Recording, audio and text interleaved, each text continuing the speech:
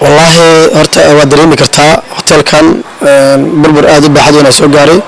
oo aad dareemi karto ciidamada dawladda waxay gurigan ku garaacayeen qoryo aad u hub aad culus ah gurigan lagu garaacay oo ay sababay in guriganu oo qasaare baaxad weyn soo gaaro burbur weyn soo gaaro oo aad u dumo marka adaanu ma aqaano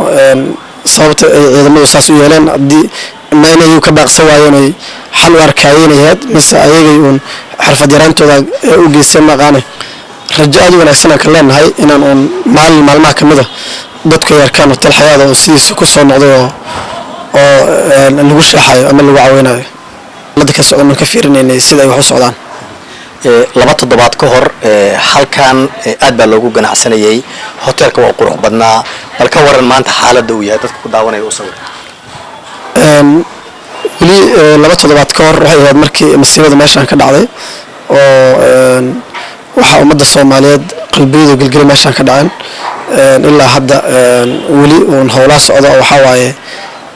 wali meeshii u taala wax shaqo kama bilaabin laakiin waxaan rajaynaynaa inaan dib u dayactirno oo dib u howlgelino oo dib u shaqo qabanno rajaynayna insha Allah taala